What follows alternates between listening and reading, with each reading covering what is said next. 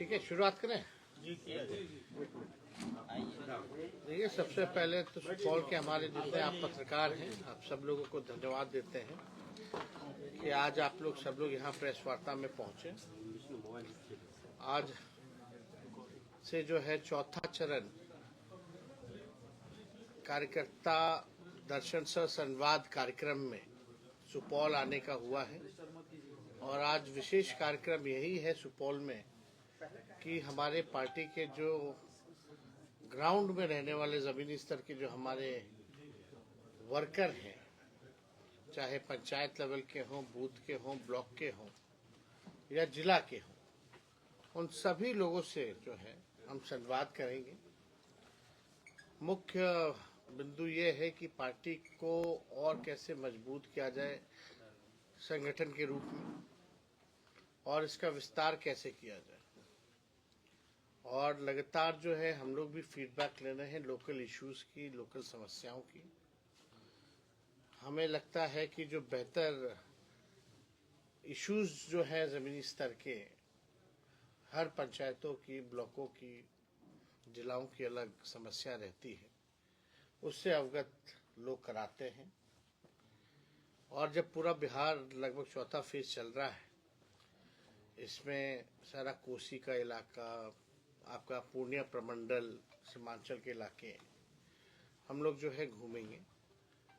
और ये पूरे यात्रा के दौरान एक चीज़ साबित हुई है कि महंगाई, बेरोजगारी, गरीबी मेन इश्यूज हैं और इसी के तहत हम लोगों ने कई बार जो है घोषणा भी किया है। और मुझे बेहद खुशी है आप लोगों के बीच आते हुए बताते हुए कि कल ही हमने जो है घोषणा किया था और ये महंगाई को देखते हुए जो कमर तोड़ महंगाई है, भाजपा एनडीए की सरकार ने जो लाने का काम किया है, खास तौर पे जो हमारी महिलाएं हैं, जो आधी आबादी है, उनको अपना मन मार करके हर एक चीज जो है झेलना पड़ रहा है। और उसके लिए हम लोगों ने कल घोषणा किया था कि हम लोग माई बहन मान योजना अगर हमारी सरकार आएगी तो हम लोग लाएंगे और प्रति माह 2500 रुपये सीधे उनके खाता में हम लोग डालने का काम करेंगे। जनता का पैसा जनता के पास जाए, ये हम लोगों की कोशिश है। और इसके तहत जो आप देखिएगा, चाहे कोई खरीदारी की कोई सामग्री हो, बाहर जाना हो, खाना हो, हमारी माताएं बहनें जो है मन मार करके रहती हैं। आर्थिक न्याय लोगों को मिले, ये हम लोगों की प्राथमिकता है इस दौर में। और जब हम लोग यात्रा के तहत घूम रहे थे तो स्मार्ट मीटर को लेकर के लोग बहुत परेशान थे, बिजली के बिल को लेकर के बहुत परेशान थे, लैंड सर्वे को लेकर के जो है लोग परेशान थे। और इसके तहत हम लोगों ने घोषणा भी किया कि अगर सरकार आएगी तो 200 यूनिट फ्री में बिजली हम लोग जो है दिलवाने का काम करेंगे।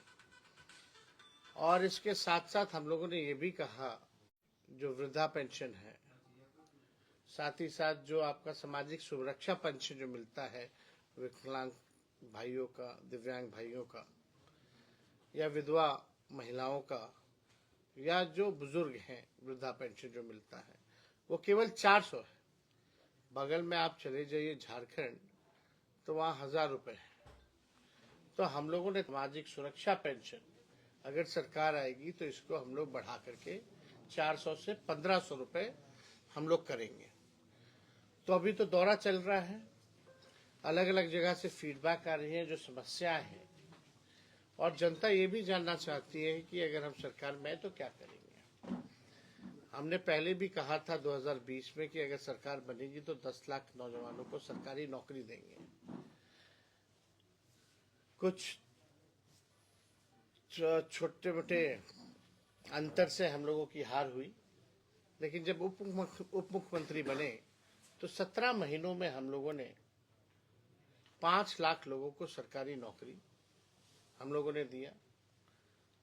और वही मुख्यमंत्री जो असंभव कहते थे, कहां से लाएगा पैसा, बाप के पास से लाएगा, हम लोगों ने वो करके दिखाया, असंभव काम को संभव में बनाया। और उन्हीं मुख्यमंत्री के हाथों हम लोगों ने नियुक्ति पत्र बंटवाने का काम किया। हम लोगों की जब सरकार थी केवल 17 महीने, तो हम लोगों का प्रण था कि भाई जाति आधारित गणना हम लोग कराएंगे। हम लोगों ने कराया।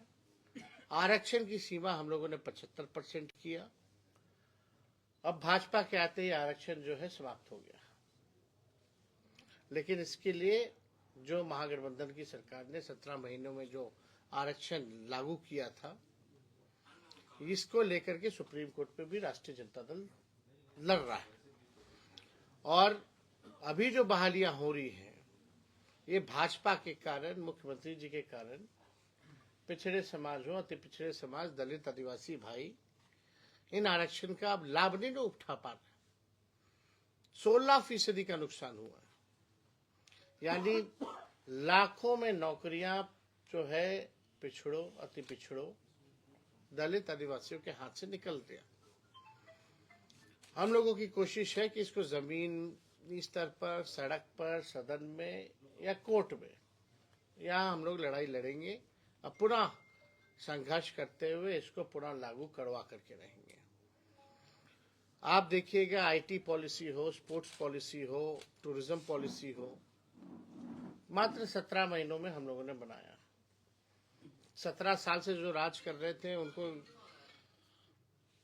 पता ही नहीं था कि आईटी भी पॉलिसी बनानी है, स्पोर्ट्स पॉलिसी भी बनानी है, टूरिज्म पॉलिसी भी बनानी है।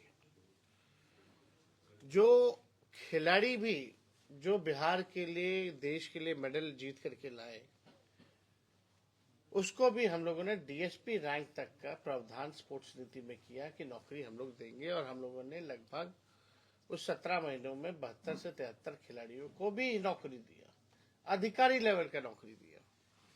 तो जो पढ़ा लिखा उसको भी नौकरी, जो खेला कूदा मेडल लाया उसको भी नौकरी। 50,000 करोड़ का एमओयू हम लोगों ने, निवेश जो था बिहार में निवेश आए, इसको लेकर के हम लोगों ने एमओयू साइन कराया। सारा काम हम लोग किए।